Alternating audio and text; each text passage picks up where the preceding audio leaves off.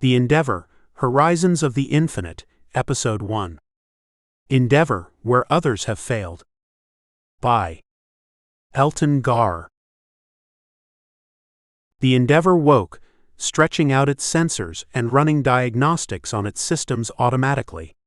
It had been partially awake for months, running the drones, life support, and other basic systems, but its higher functions were just coming online. "Are you there?" someone said.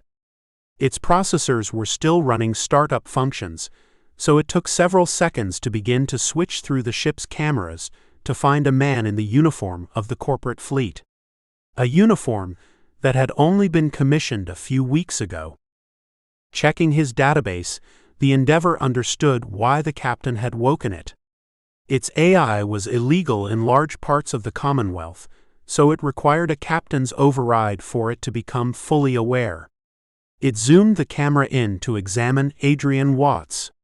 He was about 40 years old, human brown hair, a short beard with the first hints of gray in it. "I am gaining awareness," Endeavor said through the speaker next to the man, and he lowered his eyes from the camera to look at the screen in front of him. As a ship, the Endeavor didn't have a physical form, though it could use the many robots as extensions of itself. "We've been given a mission," Adrian said. "We are not scheduled to depart space dock for another 2 weeks. My systems have not been fully tested, and the crew has not arrived," the Endeavor stated, not arguing with the captain. Even as a Tech Level 10 AI, it wasn't allowed to argue with the captain, though it was smart enough to override his orders under special circumstances. "I am aware. But there isn't anyone else available, and it's a matter of urgency, at least according to Lumina Optics. But I have hopes it will be a simple mission. Lumina Optics lost contact with Seplica Three. There's an executive there, so they want us to find out why they lost contact," Adrian said. Still reading the captain's files, the Endeavor checked its star charts. They included every system, planet, starbase, and habitat in the Commonwealth, and all known in the frontier. It even included long-range scan data on stars that hadn't been explored. It was a lot of information, but the data was inefficient and not cross-referenced, making it take significantly longer than it should to find the location. Seplica 3 is a colony 3¾ light years into frontier space. Owned and operated by Lumina Optics, it has. "I have the file. Can you get us there?" Running engines at safe levels, I can reach it in 2 days," the Endeavor answered. It could get them there in almost half that time, if they just let the many diagnostics finish before they went. "Okay. Get us moving," Adrian said. The Endeavor checked its internal sensors. There were 4 human crew. It said, "The expected crew is over 100, with room for almost 500. The ship is virtually unmanned. Any command below safety margins requires a command-level override." The captain rubbed his face with both hands. Double-checking the Endeavor, found it was a human gesture that could signify frustration or stress. It considered asking if it had done anything wrong, but Captain Watts simply gave the overrides, and the Endeavor left space dock. While it did, the captain moved to speak to a woman, human, short, blonde, with multiple gene modifications and implants. Endeavor checked its database for images, and after measuring facial features and comparing them to the crew image database, it found Tabitha Hester, the first officer and official liaison for Helix Biologics. Each corporation had a liaison, an officer who spoke to their interests and enforced their orders. The exact nature of every order and who the Endeavor had to listen to was complicated. Less so with Tabitha because she outranked all other liaisons except the doctor, who was outside of the chain of command. Her orders were to be followed in all cases, unless in conflict with the captain's orders. Then it was up to Endeavor to untangle the command structure for each situation. It was a classic example of something made by a committee with a dozen different factors, which each weighed for or against the liaison. If those weighed higher than the captain's, then Endeavour would follow their orders. At its simplest, if Captain Watt tried to ignore corporate orders or work against them, the corporate liaison could countermand those orders. They would either then take command, or command would go to the next person in the chain of command. In Tabitha's case, that would always be her. But only until the orders had been followed. That couldn't work long term.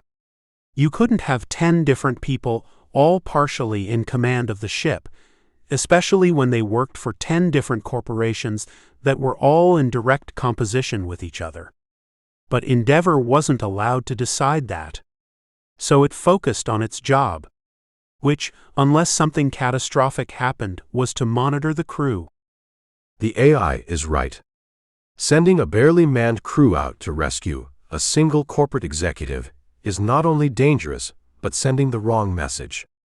I didn't take this assignment to ferry executives around the frontier. Joseph Atwood isn't what you seem to think he is. He's an executive with Lumina optics.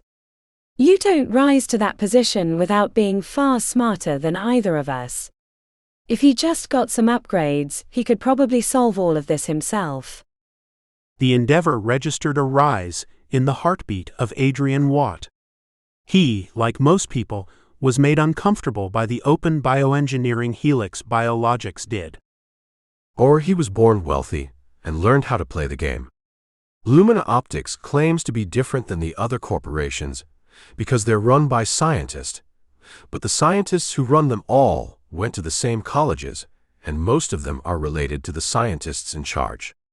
And those schools all cost more than either of us will earn in 10 lifetimes. Another way to say that is that they are genetically privileged and trained from birth to be both scientists and leaders, Tabitha said. Members of Helix Biologics officially didn't believe in eugenics, but unofficially, many believed you could breed better humans. You don't have to convince me to rescue him. I won't disobey orders before I can meet my crew. Besides, there are 35 other colonists on the planet, the captain said, sitting down in his chair.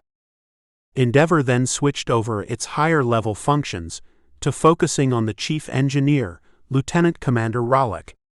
The engineer had been on the ship longer than anyone, and while Endeavour hadn't been entirely awake, he had logged the drone interactions and the engineer had treated them well. Not surprising, since he was the liaison for Parallax Innovations, the corporation that made most of the automated systems in the Commonwealth, and that included the drones and most of Endeavour's systems, though Endeavour's AI was far too important to be left to a single corporation. That he was kind to the drones couldn't matter, though. Endeavour wasn't allowed to have personal feelings for the crew. The AI was to be entirely impartial in all situations, even if that led to its destructions. The lights flickered, as for a moment too many of Endeavour's higher functions focused on that terrible thought. But Endeavour didn't think the engineer noticed that. Once it looked as if the engineer wasn't in the middle of anything, the Endeavour took over a drone and said, Lieutenant Commander, I am checking to see if you need anything from me. You can start by calling me Patch, and telling your drones to do the same thing. Lieutenant Commander Rollick said. It is no more effort for us to follow correct procedure and use your full title, the Endeavour said, a bit confused. For you perhaps, but I'll have a human crew too. If they hear the drones refer to me that way, it will cause disharmony, and the last thing I need is to be stuck on a ship with a bunch of engineers who think I'm running things, Rollick said. But you are in command of engineering. We're not soldiers, we're engineers, and no one is on the Endeavour who isn't brilliant. That means I want their thoughts, opinions and independence. In an emergency, I don't have time to tell someone that they're allowed to bypass a relay. The command structure exists not only to ensure that people can do their duty. It also helps limit conflicts. There are limited parts and bollocks to that. They'll all put in their work orders with you. You don't even have to make the system, because you already do it with your drones. If there is a need to reroute power or limited parts, you'll track it. Then they can work it out with each other. But since I'm the only engineer on the ship today, that can wait. I will reassign your designation to Patch. Is there anything else? I'm short-staffed. Who else is on the ship? Patch asked. The captain, first officer, and the chief medical officer are on board. Of the three, only the medical officer is currently without duties. Well then, tell her to get down here. Lieutenant. Patch? Patch. I can issue commands to the drones more efficiently than the doctor, and her personality file suggests she will not be useful to you. Endeavor said. I've worked with enough teenage engineers. Someone who made it through medical school can monitor ship's functions. Patch said. The ship double-checked the records of Dr. Ramsey, hoping to avoid offense. After running 1,000 scenarios, it determined that there wasn't any way to do that, so it picked the only option that would ensure that the doctor came at all. Endeavor transferred out of the drone and issued a light chime through the computer that the doctor was logging her medical supplies into. Dr. Ramsey ignored the chime, so the Endeavor did it again. The third time the doctor said, I heard your damn bell. I'm busy. Your assistance is requested in engineering. The Endeavor said, leaving out all other information and allowing the obvious inference to be made. Damn incompetent fools can't keep from injuring themselves for an hour. This job is going to be intolerable. The doctor said, but she grabbed the bag full of her emergency medical equipment and began towards engineering. The AI switched back to the drone. It had gotten the doctor to come, and it had warned Patch it would not be useful. A few minutes later, the doctor came in. She walked stiffly and briskly, not running because that would have been less dignified and commanding, and Endeavor wondered if that would be better or worse when there was a crew on the ship that might see her. She stopped in the doorway and then, looking at Patch, said, Where is the medical emergency? The engineer looked at her, then glanced directly at the drone the AI had taken over. He shouldn't be able to know which drone Endeavor was using, but the ship saw the small interface device on the side of Patch's head pulse red. That explained how he always knew where Endeavor was. He was in the ship's systems. There has been a minor miscommunication. I requested aid, but not medical. There are only 4 of us on the ship, and someone has to monitor the ship to make sure nothing overloads, Patch said. Endeavor didn't think the doctor could get any more stiff, but it was proved wrong as she went rigid and said, I'm a doctor, not an engineer. As she spoke, she put her hand on the back of a chair, then realizing what she had done, she snatched it back and took out a sanitizing wipe and began to clean her hands. It's not difficult. Just sit there and tell me if anything goes into the red, the engineer said. There are 5 drones in this room. Have one of them do it, The doctor said, turning to leave without waiting for a response. And once I know the AI, I'll be happy to trust it with that. But high-tech level AI is more unpredictable than I prefer. No offense, He said, glancing towards Endeavor again, then turned to the doctor and said, I need you to monitor that screen. I am not in your chain of command. I do not take orders from the captain. I certainly do not take them from an engineer. The doctor said, the word engineer with such a sneer that it made the AI a bit upset on Patch's behalf. And it routed 3% of the computational power assigned to medical to other places. It was below the human ability to recognize, but it would cause minor delays multiple times a day and could always be adjusted further. I didn't say anything about the chain of command. I said you'll die along with the rest of us if the ship explodes. But if you want to leave that to an untested AI, then it's likely more trustworthy than you are anyway.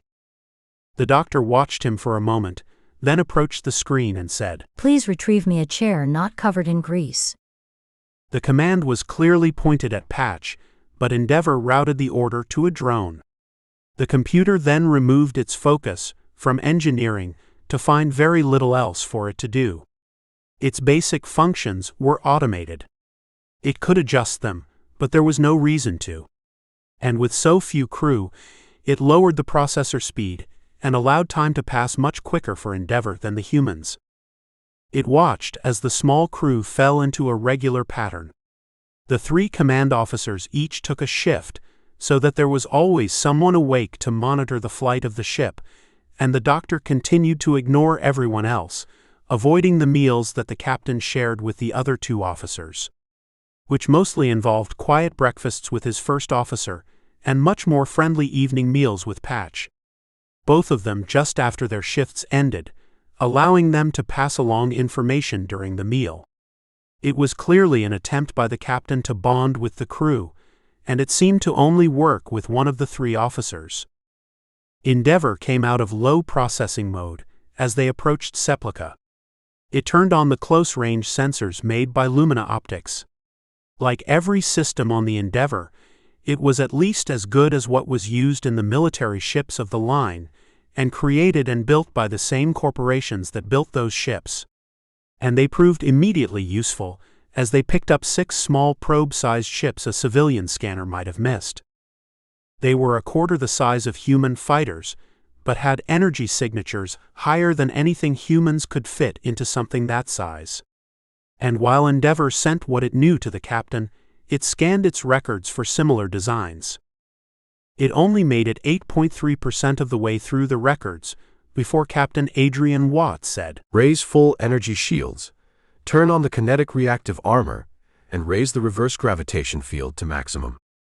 Those were all more or less automatic, and together they would protect the ship from virtually any attack, with the shields protecting from energy-based weapons, while the reverse gravity would slow any ballistics aimed at the ship, and the armor would explode outward to protect the ship from both ballistics and explosions. The only real problem with the order was that the ship didn't currently have a crew. So 2 drones moved to the pilots and weapons stations and typed in the commands. They were basic AI, barely more than Tech Level 4, but they followed the captain's orders, leaving Endeavour able to modulate the shields and respond to more complicated issues that may come up. All the probe ships moved towards the Endeavour. They broadcast, Emergency protocols have been activated. Please give authorization code. The lights on the ship flickered as Endeavour nearly panicked. Then it began to cycle through the most likely authorization codes based on the message. Though they were of unknown origin, so it was unlikely that it would hit on the right one, but it didn't want to die. In the engineering room, Patch said, You doing okay, Endeavour?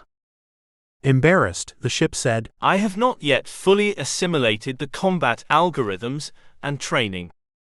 I'm sure it's fine. Captain's one of the great military minds of the Commonwealth. That was entirely untrue. The captain had, until a few weeks ago, been a cargo ship captain with 2 years' experience flying fighters in the military. He had been made captain of the Endeavour almost entirely because of a reputation made by saving a large number of ground troops from a Genic siege. But by any reasonable measure, his tactics had been a poor strategy. He had risked his own life and an expensive corporation cargo ship with almost no hope of success. But while the tactical data said it had been wrong, Endeavour wasn't convinced. It wouldn't make that decision itself. It had been programmed to protect corporate property and with a strong will to survive. But the captain had ignored both and saved many thousands of lives. And that was enough for Endeavour. The captain would do the right thing. So when the captain ordered it to increase speed, it followed the order before double-checking the tactical database. When it did check, it found it was the correct choice. There were many options that would help avoid taking damage, but almost all of them were more likely to succeed at a higher speed. He began to power the main energy weapons without an order, but the captain said, Don't fully charge those. I don't want to look hostile, but warm them up. I'd like to fire before they do too much damage. Endeavour kept the power level at 50%. They could fire it at that level, but it wouldn't do much damage. Then the first of the ships reached them. It continued its warnings to turn back, and the Endeavour realized there was no one in charge of communication. Had the humans seen the message? Not knowing, he played it over the intercom. Turn that down, Tabitha said almost immediately, and it saw she had in fact been monitoring the message. He was about to apologize when the enemy device fired its weapon. It was an energy-based weapon, and Endeavour modulated the shield to disrupt it in 0.2 seconds so that it did minimal damage to the armor. Alone, that weapon wasn't overly dangerous. Its output was about 10% of the Endeavour's weapon's power, and even with a rotating frequency, all of the probes together wouldn't do much damage to the Endeavour. Shoot at it, Tabitha said, mirroring what the Endeavour was thinking, and it began to raise the power levels of the weapon again. Belay that. I don't want to start an unnecessary fight. Are we certain it is unmanned? Sensors show no biological entities on the ship. But there are many types of life, and their technology may mask life signs. Match the power level of that, and fire once, but give it a warning shot, the captain said. Captain, we have orders to rescue Mr. Atwood, no matter the cost. I must insist we attack. Going in blind won't help. We're outnumbered, and those probes are too small to be easy targets.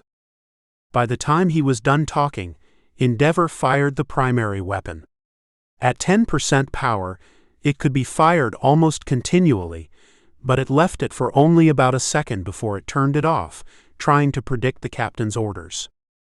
The other ships arrived and its scans suggested each was identical to the first, but their energy was building up higher than the first.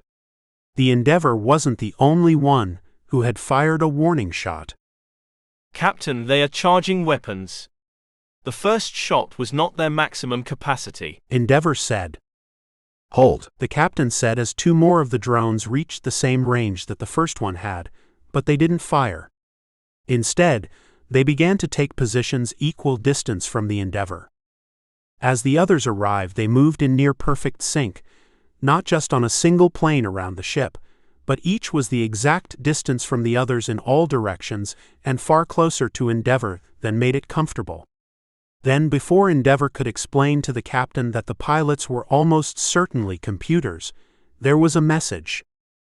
There is a request for communication from the probes, Endeavour said. Let's hear it, the captain said. His voice was calm, but he glanced at Tabitha. She had tried to override his orders, and Endeavour had nearly followed her commands over his. Within seconds, a robot voice said, Your people trespass on this world. We will allow the one called Joseph Atwood to leave, so he can explain to your people that this world is part of the Rotan Alliance, and we will defend it from your attacks.